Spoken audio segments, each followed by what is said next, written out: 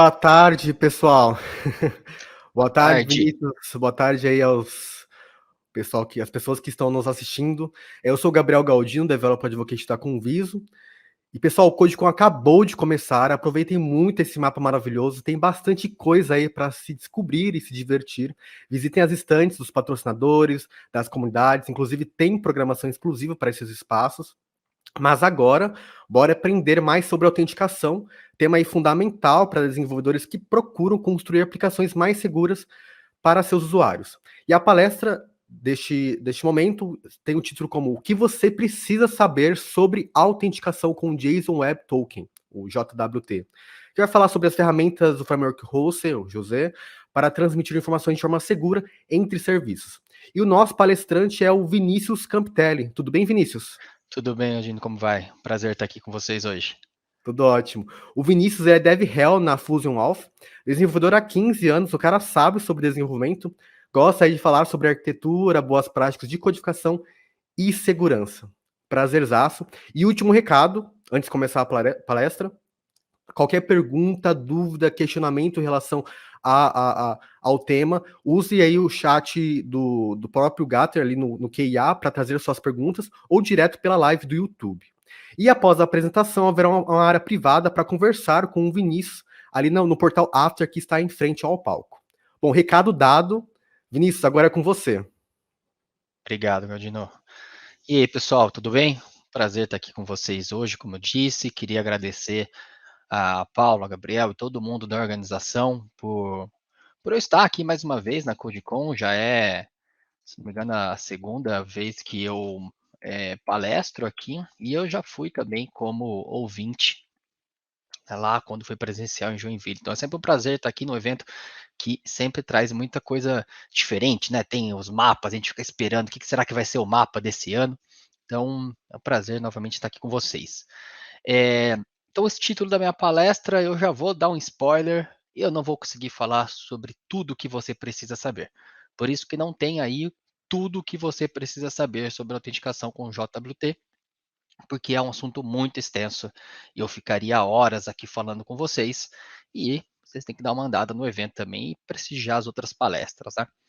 Então vamos lá, vamos começar porque a gente tem bastante coisa para falar, tá? Falando rapidamente sobre mim, o Galdino já me deu a introdução, mas realmente eu desenvolvo há 15 anos, já está na hora de aumentar, e acho que já posso colocar uns 16 anos aí que eu já sou desenvolvedor.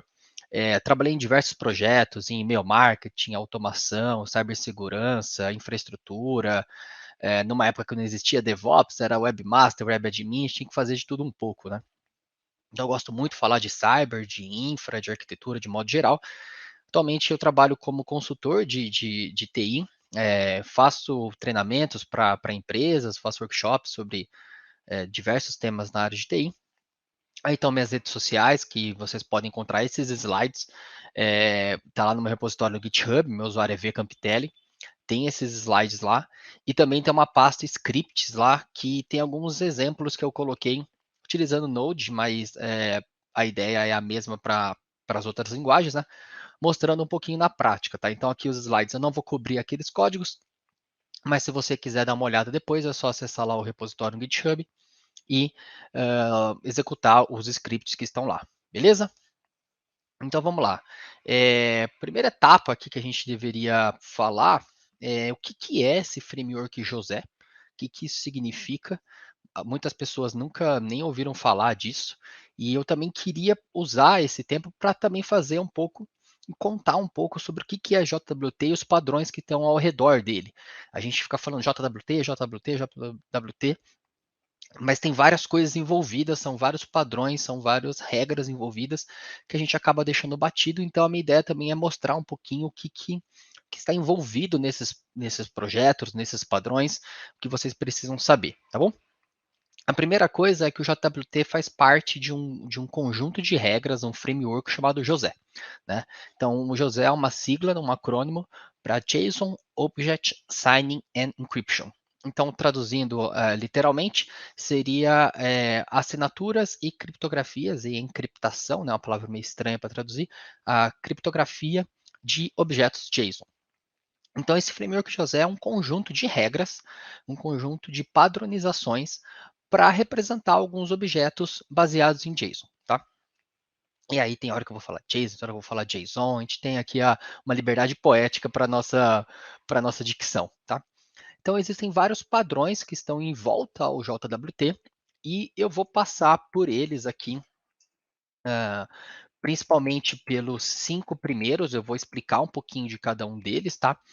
Mas tem todas as referências aí e sugiro que depois vocês realmente baixem e acessem lá o repositório no GitHub, ou acessem meu site também, viniciuscampitelli.com, que você consegue acessar os slides sem precisar baixar do GitHub, porque todos que têm esse texto em rosinha são links, tá? Então tem muito link, muita referência para RFCs, tá? E eu deixo bastante link para biblioteca, para artigos, para as RFCs. Então sugiro também vocês olharem os slides por causa disso, tá? O que são essas RFCs? Para quem não conhece, é um conjunto de regras, de padronizações para normalizar, para democratizar o acesso a algum algoritmo, alguma ferramenta, né? Então a gente tem RFC de praticamente tudo na internet. E essas são as RFCs que fazem parte desse conjunto chamado José, ou José, certo? Então a gente vai falar sobre essas, como eu disse, essas 5 primeiras RFCs, e olhem que o JWT é a penúltima, né? Ou seja, tem 4 RFCs antes de chegar no JWT. Então é isso que eu quero explicar um pouquinho para vocês. O que são essas diferenças, tá? Eu não vou falar sobre cada uma delas agora, porque já já eu vou entrar em cada uma, tá bom? Então vamos lá, vamos começar pelo que a gente conhece, que seria a penúltima, a 7519. O que é JWT? Segundo a definição da própria RFC, tá? O JSON Web Token, o JWT, é uma forma compacta e amigável para ser transferida em URL, ou seja, ela é segura para URL, ela não usa caracteres que podem atrapalhar, por exemplo, vírgula, mais, interrogação, sustenido, exclamação, que são coisas que podem atrapalhar quando você trafega ela pela URL ou pelo um cabeçalho HTTP. Então a ideia é que ela tenha uma representação que seja amigável para ser transferida em URL, tá? Então o JWT é uma forma, uma representação de claims. O que são claims? Essa também é uma palavrinha meio chata para traduzir para o português. Seriam umas alegações, afirmações, reivindicações. Na prática, um conjunto, é um objeto, um JSON, um conjunto de informações que eu quero transferir entre duas entidades, entre dois usuários, entre dois sistemas, entre um usuário e um sistema. Tá? Então, essa é a definição formal de JWT. A gente geralmente utiliza o JWT como se fosse um access token, né, para um acesso de uma API, para um acesso a um microserviço, ou acesso a um back-end, né? Então lá a gente vai ter as informações do usuário, quem ele é, né, como forma de autenticação. Então aqui esse JWT representa o usuário Vinícius. E também como uma forma de autorização. Esse usuário Vinícius tem acesso a esses recursos, né? Quem já trabalhou com JWT já deve estar entendendo o que eu estou falando, mas basicamente JWT, que eu já mostro que engloba ele, né, o que está presente nele. A gente tem um negócio chamado scopes, que seriam as permissões de acesso ao nosso sistema, tá? Então, o que são essas claims? O que são essas alegações, essas afirmações, essas reivindicações aí, que fica essa palavra meio estranha, né? Basicamente é esse objeto JSON. Lembrando, tudo que a gente vai falar aqui hoje é baseado em JSON, então tudo a gente está falando sobre objetos JSON, tá? Na determinação, na RFC do JWT, ele fala que esse objeto JSON ele vai ser passado para um algoritmo. Então, você vai criar um objeto que é o que você quer representar. Por exemplo, quero representar o usuário Vinícius que tem acesso à API de produtos, por exemplo. Então, essa é o meu payload, esse é o corpo do meu JSON, né? Esse é o objeto que eu estou querendo realmente representar. E ele é passado para 2 algoritmos. Ou seja, o JWT é como se fosse uma abstração, uma interface. O JWT só fala como aquilo deve ser estruturado para passar para 2 algoritmos. O primeiro algoritmo, quando eu falo algoritmo, eu quero dizer nesse conjunto de RFCs, tá? O primeiro desses padrões é um cara chamado JWS e o segundo é chamado JWE. E eu vou explicar qual que é a diferença desses dois, tá? Então, o JWT é essa classe abstrata. E o JWS e o JWE é como se fossem uma implementação daquele JWT, tá? Então, quando a gente está falando de JWT no nosso dia a dia, em 99,9999% dos casos, a gente está usando, na verdade, esse carinha chamado JWS. Então, o JWS é um algoritmo de assinatura digital, que eu já vou contar um pouquinho mais sobre ele, que implementa, né, que estende a especificação do JWT, tá bom? Então, isso que a gente está acostumado a usar aí, de novo, em 99,999% dos casos, é um JWT utilizando o JWS, tá? E a gente acaba falando JWT, que é como se a gente tivesse no nosso código lá, ao invés de eu estar falando das classes que implementam, eu estou falando da classe abstrata ou da interface, né? Então é por isso que a gente acaba usando o JWT, tá bom? Mas a primeira coisa que eu queria deixar bem claro para vocês, que é isso que a gente está acostumado a usar, na verdade, é um cara chamado JWS, tá? E eu explico o que significa isso já já, tá bom? Então esse é o formato, né, padrão de um JWT utilizando o JWS, tá? Que a gente está bastante acostumado, né? Essa é a carinha dele. Então, para as pessoas que já utilizaram isso, já está acostumado com essa representação. Mas para quem não está, basicamente a gente está usando aqui o formato de codificação Base64, né? Não é uma criptografia, é só um formato de representação, né? Então eu tenho um Base64 e eu tenho algumas coisas separadas por um ponto final. Se vocês derem uma olhada aí, eu tenho um Base64, na primeira linha eu tenho um ponto final, mais um Base64 gigante e no começo da terceira linha lá tem um ponto final. Daqui a pouco eu falo o que é cada uma dessas partes, tá? E como geralmente funciona o fluxo de autenticação com JWT, né? Eu tenho um usuário, eu tenho a aplicação de um usuário, né? Eu tenho um cliente tentando acessar algum recurso, ou um serviço conversando com outro serviço, né? Então eu tenho essa aplicação aí do lado esquerdo do slide, essa parte roxinha aí, e eu tenho o meu lado do servidor que está em vermelhinho, um vermelho barra laranja aí, é um vermelhinho, né? Que eu tenho meus serviços, né? E aqui eu deixei separado e eu vou falar bastante durante a apresentação esses termos, tá? Serviço de autenticação e serviço de negócio. Existem termos melhores para se referir a essas duas coisas que eu já explico, mas eu não queria entrar em nenhum outro padrão, né? Por exemplo, o ALF fala de Resource Server e Authorization Server, mas a palestra não é de WALF, então eu tentei usar um termo genérico. O que seria um serviço de autenticação? É uma API que só vai ser responsável pela autenticação no seu sistema, pela autenticação e autorização. E aí você vai ter vários, né, serviços que eu estou chamando de serviços de negócio, né, que são realmente aquelas APIs, os seus serviços, os seus microserviços, que realmente implementam uma lógica de negócio do seu sistema. Né? API de produtos, API de categorias, API de filmes, etc, etc. Eu vou chamar aqui de serviço de negócio, tá? Durante a apresentação, para ficar mais abstrato. Então, como que funciona esse fluxo? A aplicação se autentica no serviço de autenticação, e como que ela se autentica não faz parte do escopo do JWT. Mas se for uma aplicação que é um usuário, né, um usuário final, um ser humano utilizando, é com usuário e senha. Se for uma integração entre serviços, é, por exemplo, com Client ID, Client Secret, tá? Não importa muito aqui, mas você tem que fazer o primeiro contato passando as suas credenciais para você se autenticar. E o serviço de autenticação, nesse caso, retorna um JWT. Esse JWT é esse objeto JSON que consegue, a partir das credenciais que você passou, te identificar no sistema, saber quem você é, e ele vai retornar um JWT que fala, tá bom, esse JWT identifica o usuário Vinícius que tem acesso à API de produtos. É isso que o JWT engloba, tá? Então, essa aplicação vai utilizar esse JWT e cada vez que ela precisar se comunicar com as APIs de negócio, com os serviços de negócio, ela vai enviar esse JWT num cabeçalho HTTP Authorization, né? Geralmente a gente utiliza isso, né? Tem lá um cabeçalho HTTP Authorization, aí você coloca bearer e coloca um JWT. Geralmente é assim que a gente usa, mas também está fora do escopo das RFCs de JWT, tá? Então, isso é algo que você já deve estar acostumado a usar, tá? Então, para quem já conhece, eu sei que está um pouco repetitivo, mas daqui a pouco vai ficar melhor. Alguns prós de utilizar a JWT, antes de eu entrar nas diferenças, né? Ela é uma maneira relativamente segura, e já já eu explico por que eu coloquei esse relativamente segura. Para fazer essa troca de informações, né, que em inglês são essas claims, então essas alegações, essas afirmações, então é uma forma segura de eu relativamente segura de eu utilizar esse JWT para me identificar.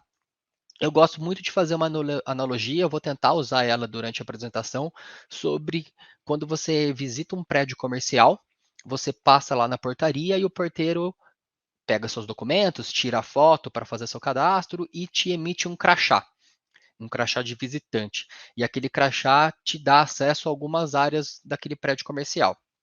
Então, quando você tem em posse daquele crachá, você consegue acessar determinadas áreas. Você consegue passar ele na catraca e acessar algum andar, algo do tipo, né? Tem alguns prédios que ele já vem no crachá exatamente o andar que você consegue acessar. Então, você, quando passa no elevador, ele vai exatamente, leva no andar que você precisa, né? Tem uma autorização lá embutida. É isso que é o JWT, né? A partir do momento que você se identificou no porteiro, tirou a foto, ele te deu o crachá, com o JWT você se autentica com o usuário e senha, ou com o Client ID, Client Secret, e a API, o serviço de autenticação, te retorna um JWT, e a partir dele você apresenta esse JWT para as outras APIs para se autenticar e autorizar, tá? Outra coisa muito legal do JWT é, ele deveria ser autocontido. Ou seja, lá dentro eu deveria ter todas as informações que os meus serviços de negócio precisam para identificar e autorizar aquele usuário. Ou seja, fazendo a minha analogia, se eu recebi o crachá lá do porteiro, quando eu entro, quando eu vou para o elevador ou quando eu entro em algum andar, se tiver um segurança em cada andar, esse segurança não precisa ligar na portaria e perguntar, viu, esse crachá aqui é válido? De quem que é a pessoa? Ah, é o Vinícius, não precisa fazer o cara crachá. Ou seja, o segurança já confiaria que, já que você apresentou aquele crachá, você já está autorizado a entrar aqui. Ele só vai verificar se você pode entrar nessa área, ou se é uma área só para funcionários, ou se é alguma empresa que você precisa de um acesso especial para entrar. Mas ele não precisa ficar ligando na portaria. Ou seja, o crachá ele é autocontido, ele já provém as informações que precisa para você entrar em determinado escritório ou andar. Mesma coisa do JWT. Ele vai ter lá as informações que os seus serviços precisam para identificar o usuário e saber o que ele tem acesso, tá? E com isso é legal que ele diminui o gargalo lá na API de autenticação, né? Ou seja, eu não preciso ficar ligando toda hora para o porteiro. Imagina se toda vez, todo andar, toda hora que alguém tivesse que entrar no escritório, precisasse ficar ligando para o porteiro para liberar. Pô, o porteiro está ferrado, eu teria que ter uns 500 porteiros para atender, dependendo do prédio. Então, como o token ele é autocontido, ou seja, como o próprio serviço consegue validar aquele token e saber que aquele crachá é válido para aquele andar, né, na minha analogia, eu não preciso ficar ligando para o porteiro, logo minha API de autenticação não precisa ficar sendo acessada, tá bom? E alguns contras, e aqui eu vou fazer esse disclaimer, né, de colocar bastante contras, porque é o seguinte, a gente tem a tendência de sair colocando coisas de tecnologia, né, bibliotecas e ferramentas nas nossas aplicações, porque é legal, porque está na moda, porque eu vi algum serviço X usando. Então não é sempre assim, né? Então o JWT tem vários contras. Primeiro, se a sua aplicação é um monolito, né? Então a sua aplicação é responsável pelo front, pelo back, tá tudo lá numa coisa só. Não tem por que você usar JWT. Utiliza as sessões em back-end mesmo, tá? Ele possui uma maior complexidade para revogar os tokens, e eu já conto, tem uns slides específicos para revogação, mas basicamente é, lá na analogia do crachá, se em algum momento eu preciso tirar essa pessoa do prédio, eu vou ter que sair caçando essa pessoa em diversos andares aí para saber onde ela está, né? Eu não sei onde ela está, eu preciso tirar o crachá da mão dela. Não é tão simples assim. Dependendo do que você colocar no JWT, já que ele é autocontido, ou seja, você precisa colocar lá tudo que seus serviços necessitam para identificar e autorizar aquele usuário, pode ser que isso fique muito grande. E os cabeçalhos HTTP, por mais que na especificação não tenha um limite prático, os servidores web eles colocam um limite, né? E tem o limite dos próprios cookies, que é geralmente onde você vai trafegar o JWT também, ou nos cabeçalhos, tal. Então também tem algumas limitações. Então avalie bastante isso, tá? Outra coisa é que a partir do JWT, como você não tem, ou seja, como ele é autocontido e você não tem nada no back-end para identificar aquele usuário, digo, você sabe quem é o usuário, ele está no back-end, mas a partir do momento que você emite um JWT, a ideia é que você não grave nada no banco de dados. Ou seja, o porteiro não precisaria, quando te libera o crachá, ele não precisaria colocar num registro lá para consultar as pessoas que entraram, tá? Então, nessa analogia fica um pouco estranho, porque geralmente no porteiro vai fazer isso, né, um registro de pessoas que entraram, mas a ideia é que você não salve o JWT no banco de dados, isso é muito ruim, tá? Não é uma boa prática. Pelo contrário, é um baita problema de segurança. Então, com isso, é meio difícil você saber quem está logado atualmente no sistema. Existem algumas técnicas, mas não são tão simples assim.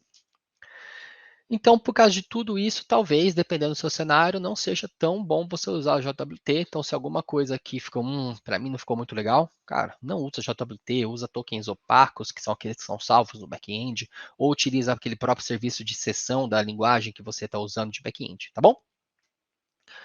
Então, beleza. Então, eu passei aqui esses primeiros minutos contando um pouquinho de JWT. E agora eu vou falar quais são os padrões envolvidos no JWT para depois a gente finalizar com algumas boas práticas, algumas dicas que eu vou dar para vocês, tá? Então, o primeiro padrão que está envolvido é o que eu já falei para vocês, esse JWS, que significa JSON Web Signature, ou seja, é uma assinatura. Então, para quem conhece um pouco de criptografia, uma assinatura digital, né, um MAC, um Message Authentication Code, é uma forma de você garantir integridade e autenticidade de mensagens, tá? Não vou entrar no mundo de criptografia aqui, eu gosto muito de falar de criptografia, mas eu vou tentar não entrar muito nos termos técnicos de cripto, tá? Mas ele é um jeito de garantir que aquela mensagem não foi alterada durante o caminho, ou seja, ninguém por algum motivo alterou aquela mensagem maliciosamente ou não, se, por exemplo, se perdeu algum pacote durante a transmissão HTTP, algo do tipo, tá? E também é um jeito de garantir que geralmente você está utilizando uma chave secreta ou um par de chaves.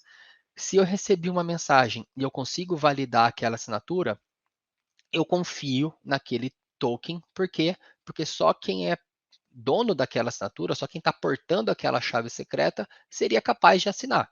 Tá? Então eu gosto de fazer também outra analogia, eu sou cheio de analogias, tá? Para tentar ajudar. Por exemplo, eu pego um contrato aqui no mundo físico, eu tenho um contrato. Qual que é o jeito de eu validar esse contrato? Eu preciso ir até o cartório e ter lá, né, o reconhecimento de firma, ter um carimbo no cartório, a assinatura das testemunhas, etc.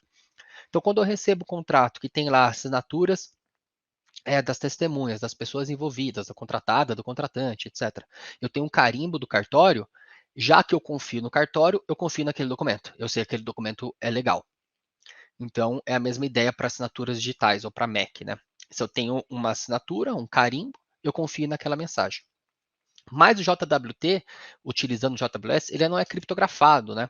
Então, aquele mesmo JWT que eu mostrei para vocês, né? Eu trouxe ele aqui, tem as partes dele aqui, eu vou explicar. A primeira parte é o cabeçalho, que é esse Base64 é um JSON, tá? Que você vai falar qual algoritmo você está usando, que eu já falo, e é o tipo JWT.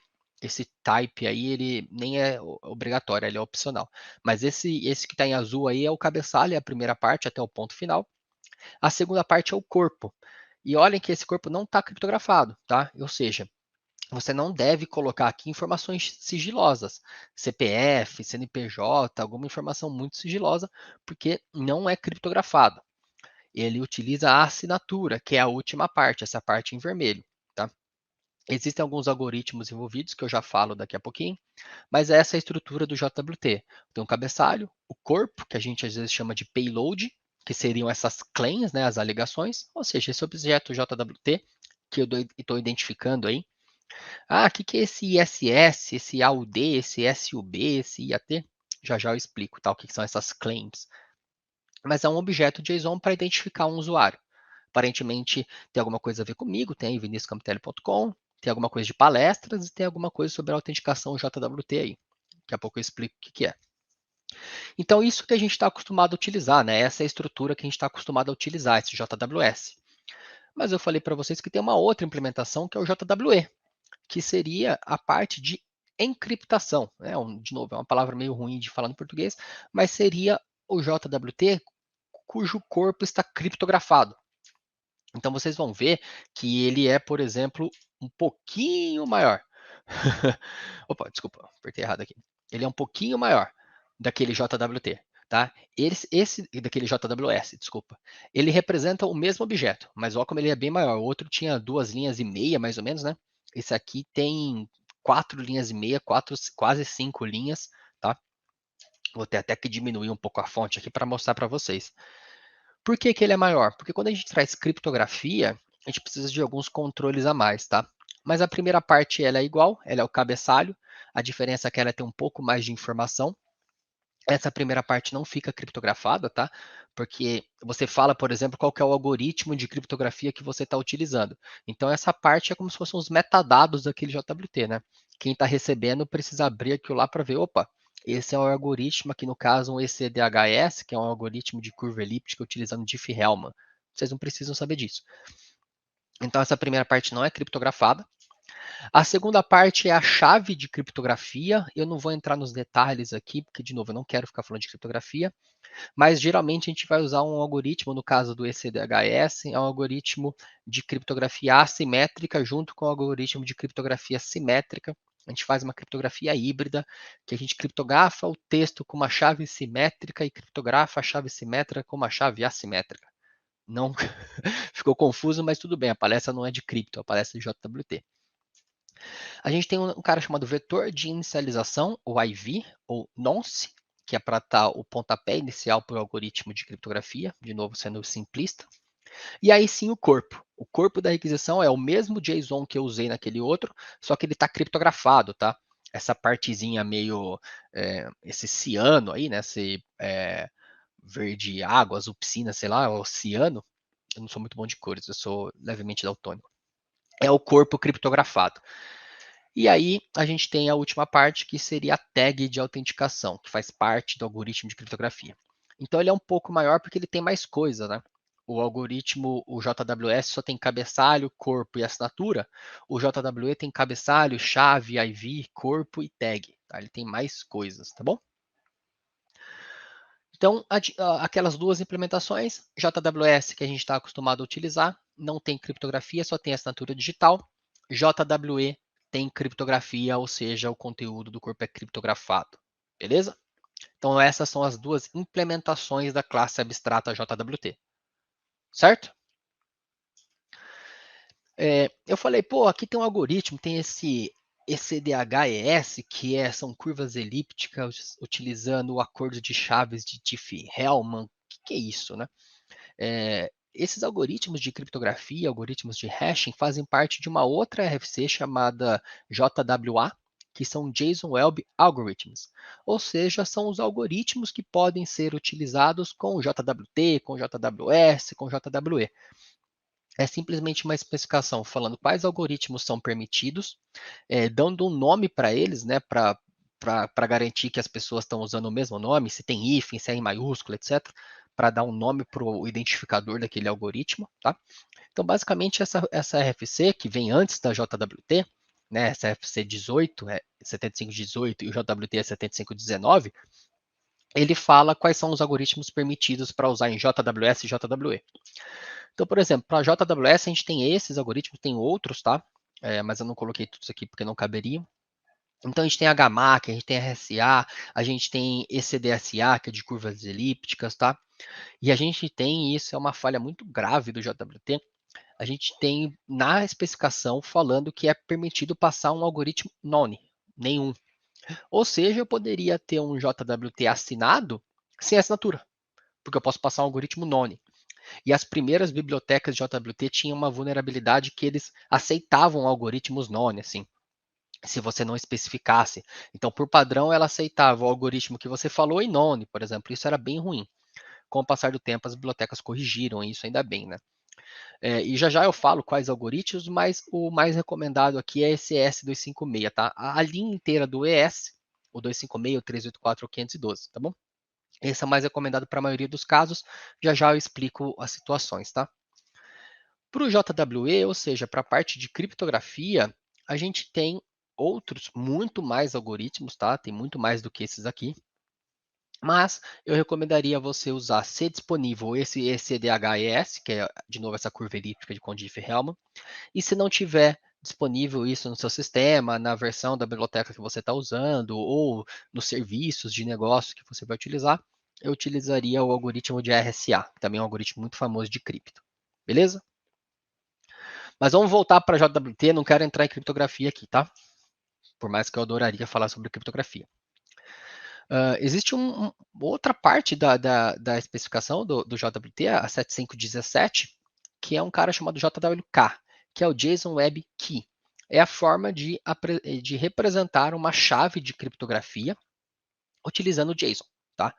E ele tem um cara chamado JKWS, que é JSON Web Key Set, ou seja, um conjunto de chaves.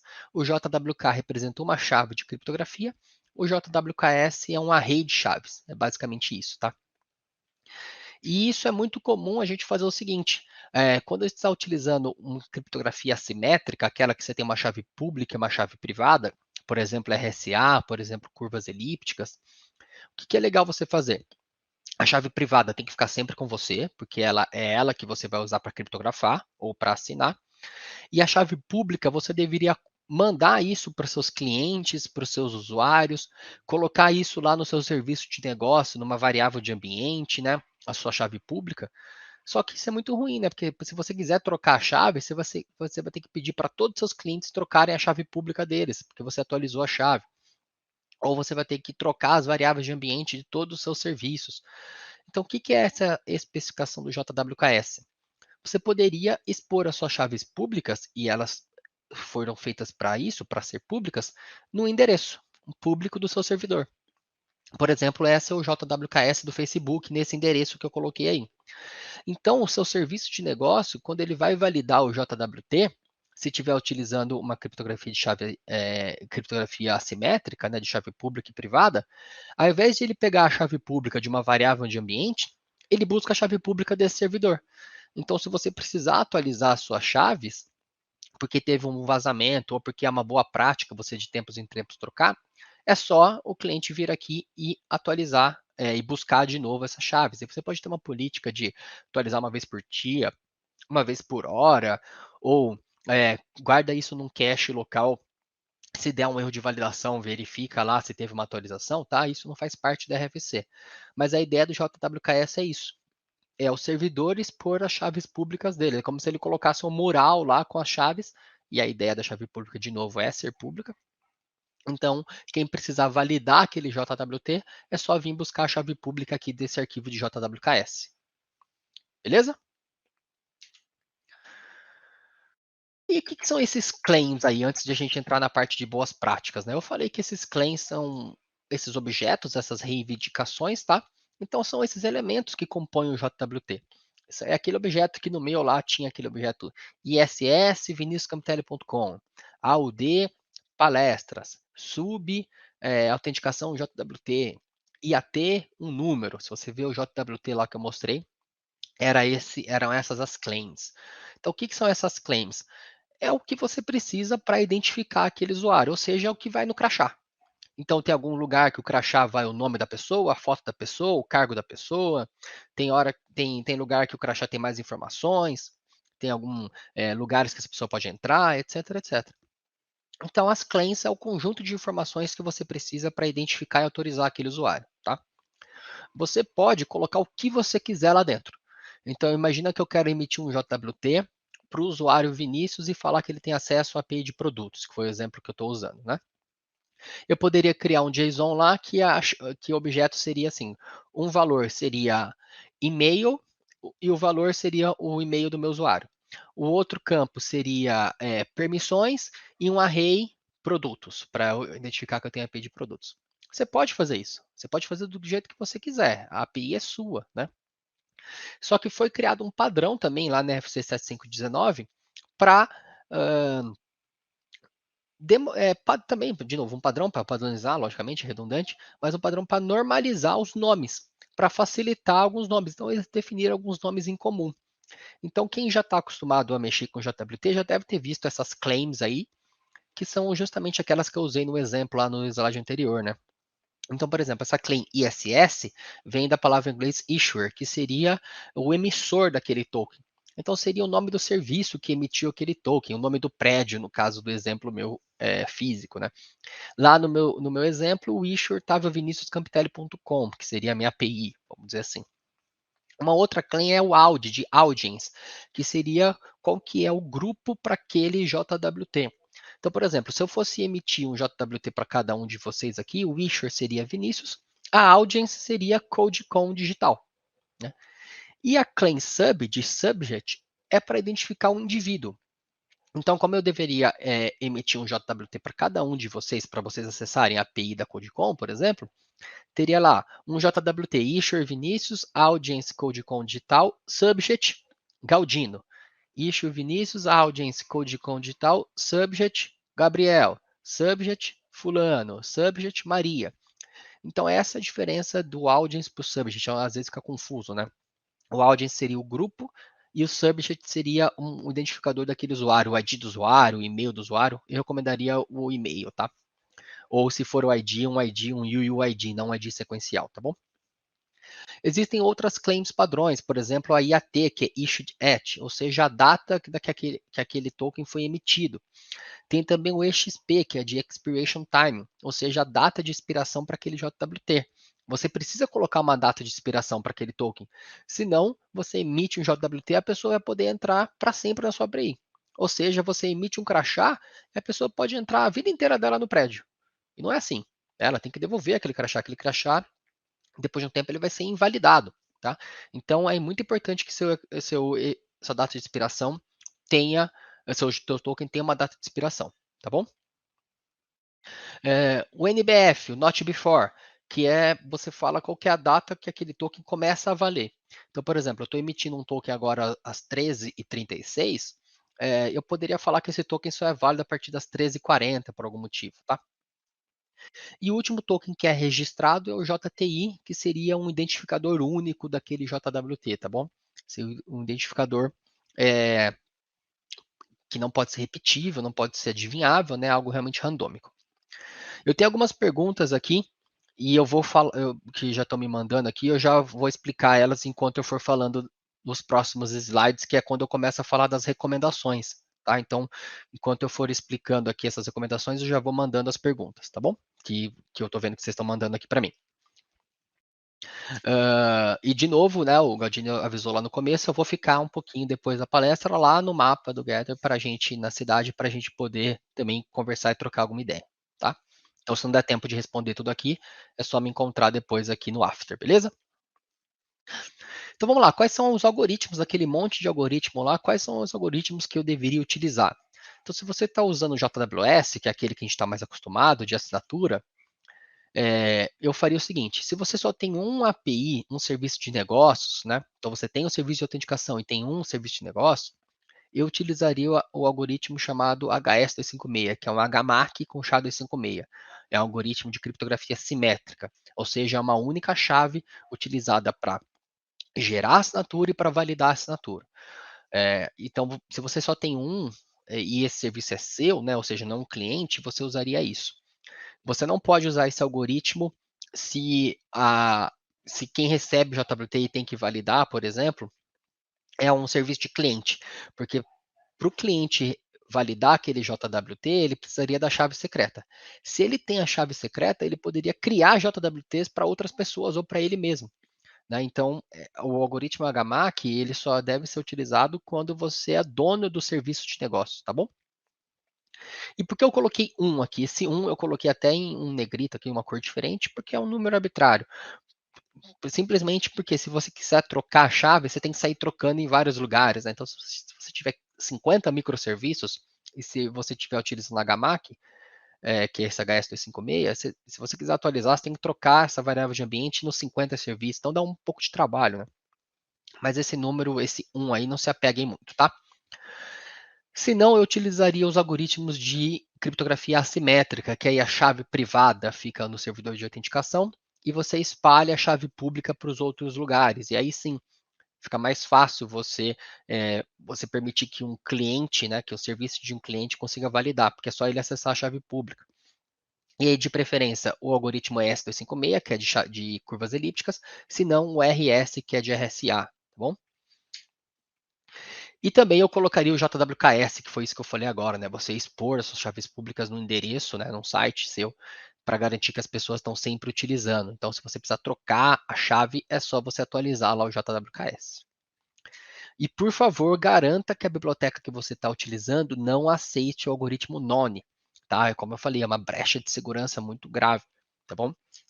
Deixei até em destaque aqui, beleza?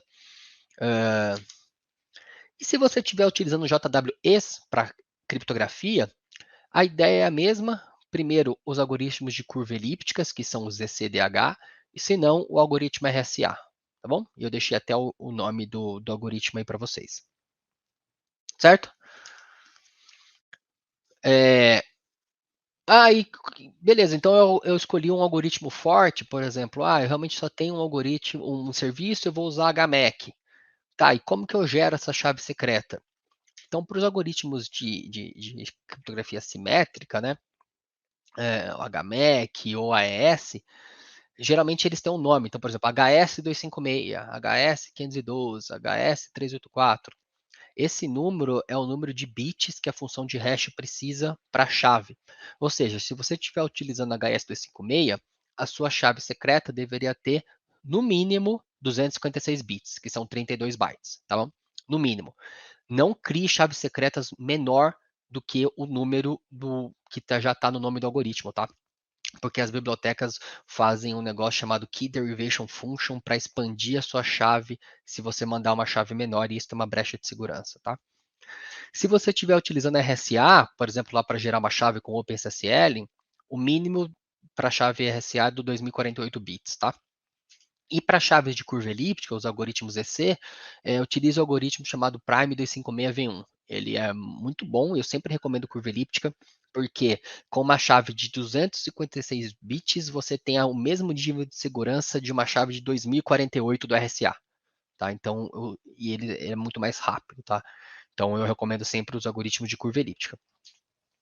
Em todos os casos, gente, por favor, crie uma política de rotação de chaves. Defina com a equipe de segurança, a equipe de produto, a cada 3 meses, a cada 6 meses, a cada 1 mês, a cada 4 meses, não sei.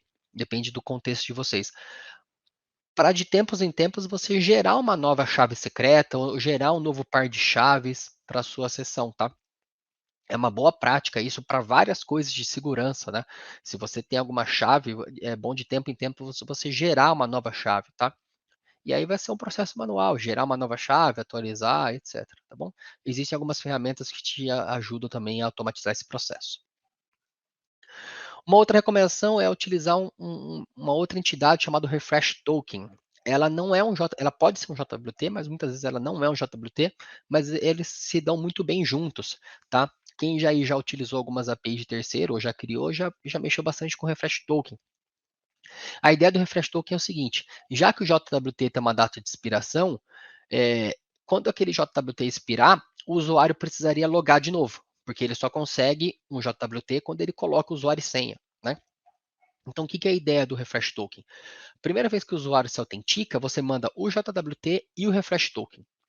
E o Refresh Token tem uma data de expiração muito maior que o do JWT. Então, sei lá, se o seu JWT tem uma expiração de 1 hora, seu Refresh Token poderia ser de 1 semana. Tá? O que isso significa? Que o cliente, o front-end, o usuário, quando o JWT expira, ele manda o refresh token para a API e a API vai mandar um novo JWT. É como se fosse uma cláusula de renovação de contrato automática, sabe? Você manda o refresh token e ele vai te retornar um novo JWT e um novo refresh token, tá bom? Então, essa é uma boa prática para não precisar fazer que os seus usuários fiquem logando na sua API sempre, né? Que é muito ruim para a experiência de usuário, né? Imagina que de hora em hora você desloga o usuário, isso é muito ruim. Então, com essa estratégia do refresh token, você manda o refresh token, e aí esse refresh token tem que estar guardado lá de algum jeito no back-end, com algum hash, né? Não ele por si só, considere ele como se fosse uma senha, então guarde ele com hashing, por exemplo. A API vai receber esse refresh token e vai saber, pô, esse refresh token é referente ao usuário Vinícius, então eu vou emitir um novo JWT. E aí você invalida aquele refresh token e manda um novo para o usuário, tá? É como se fosse assim, o seu crachá, ele tem uma data de expiração, e aí de tempos em tempos você tem que ir na portaria e emitir um novo crachá. Só que nessa segunda emissão, você não precisa fazer tudo de novo. Você não precisa tirar foto, você não precisa mostrar o documento, nada disso. Porque você já está mostrando um, um documento que você recebeu falando, ó, aqui está meu crachá e aqui está o documento que eu recebi, que eu guardei bem seguro no meu bolso para falar que eu posso pegar um novo crachá daqui a pouco, tá? Então essa é a ideia do refresh token, tentando fazer uma outra analogia, tá? Então, com esse conjunto de JWT e refresh tokens, quais são as boas práticas aqui para expiração do JWT ou para um negócio chamado revogação, que eu expliquei lá no começo, né? Quer dizer, eu falei por cima, agora eu vou explicar. O que é revogação? Como que você desloga um usuário? Se você estiver utilizando sessões no back-end, é só você apagar a sessão. Mas como você desloga um usuário com JWT? Se não tem nada no back-end para salvar aquele JWT. Foi o exemplo que eu falei. Pô, eu dei acesso ao usuário, ou seja, dei o crachá para o usuário, ele está em um dos 1000 escritórios que tem aqui dentro. Como que eu tiro esse usuário de lá? Porque aconteceu alguma coisa, eu preciso tirar esse usuário. Sei lá, ele não pagou a fatura desse mês, ele não tem mais acesso ao escritório, ou ele foi demitido da empresa, não tem mais acesso, eu preciso tirar esse escritório de lá. Uma analogia, né? Por favor, não estou falando nada de direitos trabalhistas. Você vai ter que caçar esse cara de algum lugar nos 1000 escritórios. Não é muito fácil. Então, quais são boas práticas aqui para expiração e revogação de JWT? Se esse JWT é para você comunicar entre serviços, então, por exemplo, se eu estou usando o Client ID, Client Secret para comunicar, então eu tenho um software, uma aplicação que se comunica com a API do Facebook, por exemplo. É aplicação com aplicação, é máquina com máquina, né? Você poderia, nesse caso, ter um JWT com tempo de expiração muito curto, tipo 10 minutos, 15 minutos, e aí a máquina, o cliente, né, o seu SDK da sua API, teria que de 15 em 15 minutos se reautenticar. Teria que mandar lá o Client ID, o Client Secret para receber o novo JWT, sem refresh token. Porque como é tudo automatizado mesmo, está tudo em código, o que máximo que vai acontecer é fazer uma requisição a mais, né? Se reautenticar de novo, com o Client ID e o Client Secret. Então, quando você tem uma comunicação de máquina com máquina, serviço com serviço, isso fica muito mais fácil, né? Só você falar, ó, JWT expirou, se autentica de novo. Como é tudo automatizado, né, código, não vai ter problema nenhum, tá? Mas e se for usuário? Eu não posso pedir para o usuário se autenticar de 15 em 15 minutos, de 1 em 1 hora. Pô, experiência de usuário horrível. A pessoa vai parar de usar o seu aplicativo, o seu site, né? Então tem algumas táticas aqui, algumas técnicas, tá? E eu coloquei essa daqui, uma estratégia que eu gosto. E eu vou falar uns tempos aqui, tá? Esse uma semana, um mês, esse tempo são só sugestões que você deveria conversar com a sua equipe de produto, com essa equipe de UX, com essa equipe de segurança, tá? Mas como funcionaria? O usuário autenticou, você emite o JWT e coloca a expiração uma semana. De novo, abstrai esse tempo. Então, expiração uma semana. E aí você envia, junto com esse WT de uma semana, um refresh token de um mês, certo? Então, o que o cliente tem que fazer? Ele tem um JWT por uma semana. Quando esse JWT expirar em uma semana, ele vai usar o refresh token, bater na API de novo. Isso é o seu código que vai fazer, tá? O usuário nem está vendo isso, vai ser automático. O seu JavaScript vai fazer isso na sua aplicação web, o seu aplicativo mobile vai fazer isso, tá? Automaticamente, sem o usuário perceber. Expirou o JWT, manda o refresh token para a API, que esse refresh token vale por um mês, e você vai receber um outro JWT para mais uma semana e um outro refresh token por mais um mês. E com isso você conseguiria manter o usuário logado praticamente para sempre. Que é o que acontece muito, né, em aplicações web ou aplicações mobile, né? Você loga uma vez e você nunca loga de novo, né? Qualquer aplicativo que a gente usa aí, você não fica logando, logando, logando. Essa é uma estratégia que geralmente a gente usa com esse refresh token, né?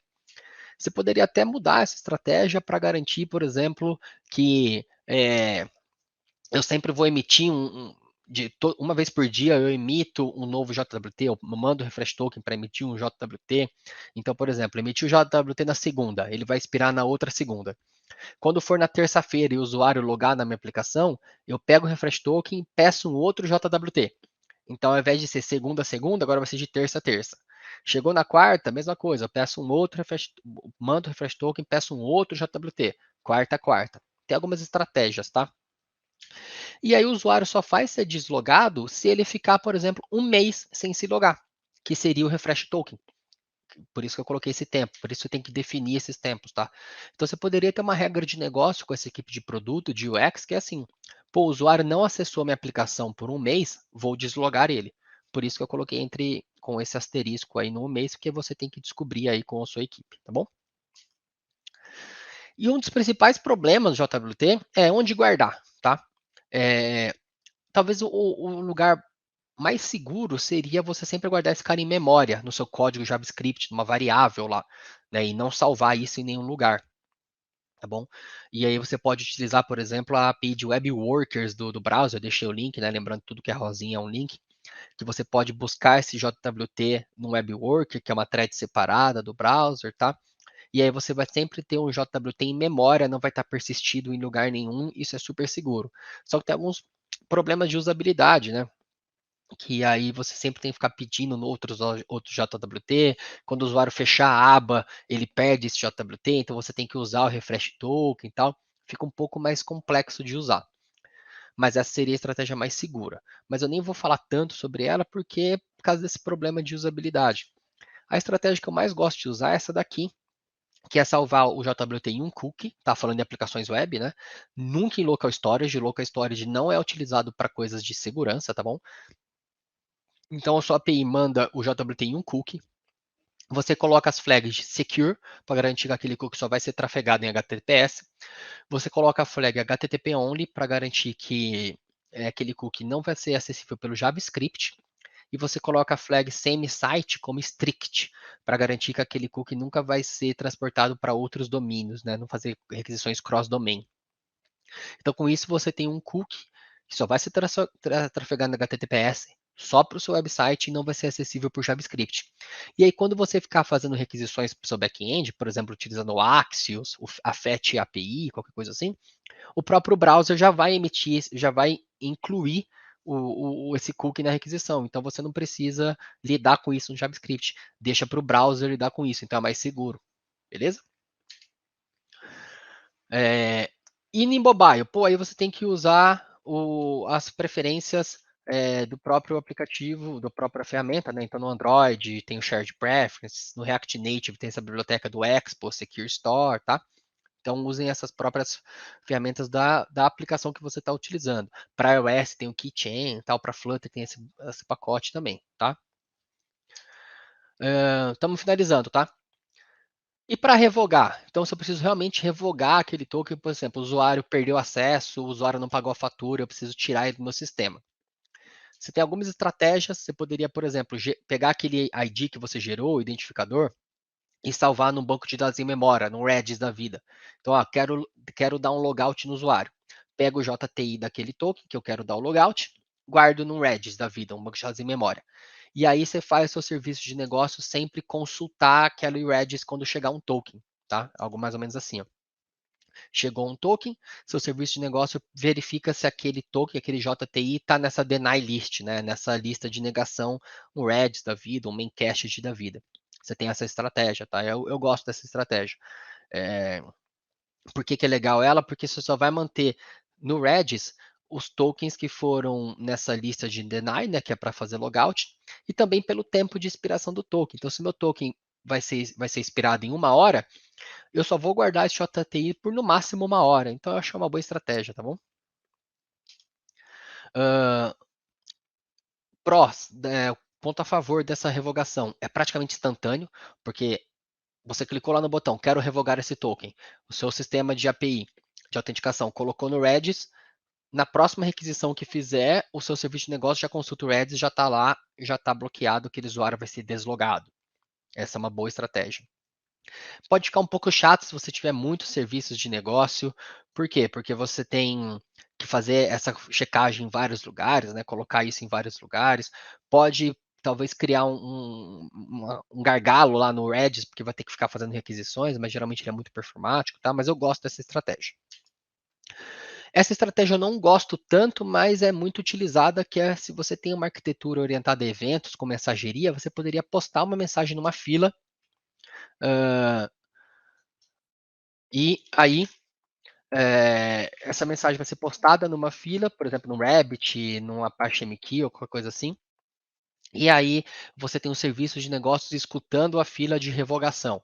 E eles mantêm um cache local dos JTIs que estão invalidados, os usuários que não pagaram a fatura e não podem ter acesso ao sistema.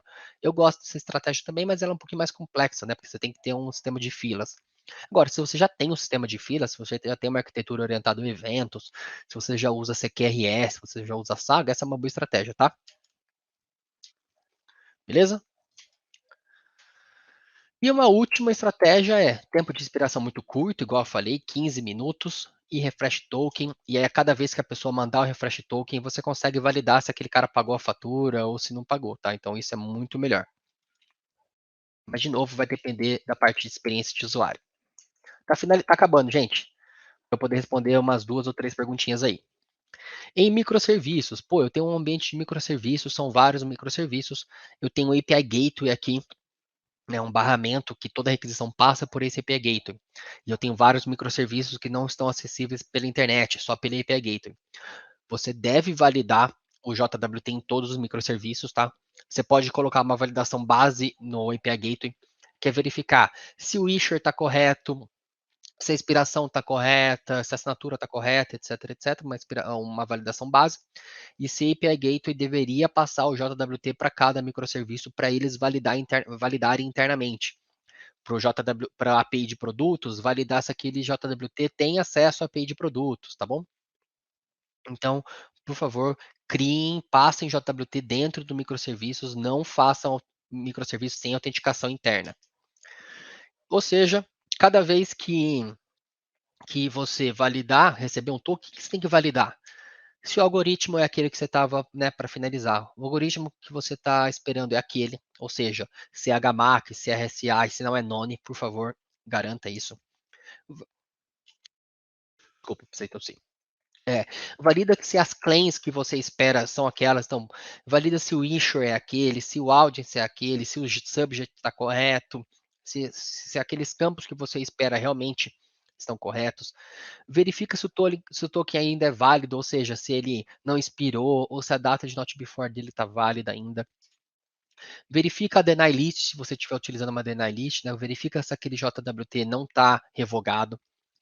E não coloque dados sequenciais, tá bom? Porque, principalmente JWS, né? Porque alguém poderia abrir aquele JWT e ver, ID usuário 50. Pô, eu sei que tem 49 usuários antes, tá? Então não façam isso. Então não coloque essas informações sensíveis em JWS. Mesmo no JWE que é criptografado, não coloque informação muito sensível, tipo, tome cuidado com o que você colocar, porque lembra, isso aqui está trafegando toda hora, né? Então pode ter algum problema, tá bom? Gente, para finalizar, eu poder responder 2 perguntinhas rápidas, desculpe, eu demorei um pouquinho, porque eu queria passar um pouco mais essa parte de teoria. Aqui estão os links de todas as RFCs que tem a ver com o JWT, inclusive essa última aí é uma RFC de boas práticas, tá? Recomendo vocês darem uma olhada, essa 8725. Ferramentas, quem já trabalha JWT já conhece essa primeira, né, o jwt.io. Ela é muito boa para gerar e validar JWTs, mas ela só faz com JWS, ela não tem criptografia. Tem essa outra ferramenta que é a jwt.rocks, que também valida e gera JWE, que são criptografados. Uma série de artigos, o ASP, Fusion Alpha, que é, por exemplo, a empresa que eu presto consultoria, essa Fusion Alpha, temos artigos sobre JWT, AlphaZero, que é uma grande empresa de autenticação também, artigos sobre JWT, tá bom? Então, várias referências para vocês. E naquele site jwt.io tem uma página lá de bibliotecas que fala dezenas, centenas de bibliotecas para usar JWT em cada linguagem e quais tem as validações, quais algoritmos cada uma delas conseguem validar. Gente, eu sei que ficou corrido. Eu falei para vocês que não dava para falar tudo sobre o JWT, mas eu espero que eu tenha conseguido deixar algumas coisas transparentes para vocês aí, tá? Vou tentar responder algumas perguntinhas, uma ou duas pelo menos, beleza, Galdinho? Rapidinho. Opa, fica à vontade, hein? Fechou, vamos lá. Então, aqui, existe alguma razão específica para descriptografar o token, lá no caso do JWE? Não existe algo muito específico, seria um cenário que você precisaria passar no JWT alguma informação sensível. Por exemplo, eu preciso passar o CPF do usuário no JWT. Segundo a LGPD, você não pode fazer isso, porque aquele cara não é criptografado. Então você poderia usar um JWE, por exemplo, para criptografar aquele token e passar o CPF criptografado, tá bom? Outra pergunta: qual seria o maior problema em salvar esses tokens do banco? A ideia do JWT, ele tem todo esse overhead de ter assinatura digital, de ter criptografia, que é para ele ser autoassinado, que é para ele ser um crachá. Se você for guardar no banco, e toda hora você tem que ficar consultando um banco, é como se você estivesse no prédio e toda hora tem que ficar ligando no porteiro antes de entrar no escritório. Se você já está ligando para o porteiro antes de entrar no escritório, você não precisa do crachá. Então, tem cenários que você prefere que você fique ligando para o porteiro, então você não precisa do crachá. Então, nesse caso, você não precisa de JWT. Então, se você salva no banco para ficar consultando, você não deveria usar JWT. Utilize as próprias sessões do back-end, tá bom? Tokens JWT podem afetar a performance da aplicação? Sim, principalmente JWE, porque a criptografia é um negócio custoso computacionalmente, e os algoritmos de criptografia assimétrica, eles são um pouquinho mais lentos. É por isso que ele é, inclusive, um dos vetores de ataques, é como você começar a mandar JWT gigantesco lá para a aplicação começar a usar CPU para gerar assinatura digital e validar aquela assinatura digital. E é por isso que você tem que ter umas outras estratégias de segurança, por exemplo, colocar rate limiting, colocar throttling, né? Mas ele pode sim diminuir um pouco a performance da sua aplicação, porque ele precisa fazer uma validação, tá? Mas, de novo, a maioria das partes do problema da sua aplicação é o seu banco de dados, né? A sua lógica, o seu join gigantesco de 150 linhas, e não uma validação de JWT. Beleza? Perfeito. Olha, foi uma hora aí de muito conteúdo, informações aí essenciais, fundamentais para desenvolvedores, né? Esses tipos de problemas de autenticação, autorização está dentro aí das principais falhas, segundo a WASP, né? O WASP Top 10, o Broken Access Control. Então, depois procurem as redes do Vinícius, né? Saiba do trabalho dele, ele é DevRel também, então ele deve produzir conteúdo, né? Então, fique por dentro de tudo que envolva aí a autenticação. E se caso você queira saber mais sobre criptografia, hoje às 6 horas a gente vai ter uma palestra com a Tita sobre criptografia também, então é um tema que é relacionado ao que a gente está falando aqui. E agradecer ao pessoal que ficou até esse momento aqui acompanhando a palestra. O Vinícius ele vai ficar ali na área de after para poder trocar uma ideia e responder as outras perguntas. E lembrando que agora à tarde a gente não vai ter conteúdo, não vai ter palestras nessas salas por conta dos eventos que aconteceram nos estantes dos patrocinadores. Então fique por dentro dessas outras palestras que vão acontecer nesses espaços, certo? E é isso, obrigado mais uma vez, Vinícius, pela sua participação aqui no CodeCon. Espero aí vê-lo novamente nas próximas edições. E obrigado, pessoal. Valeu, gente. Até já.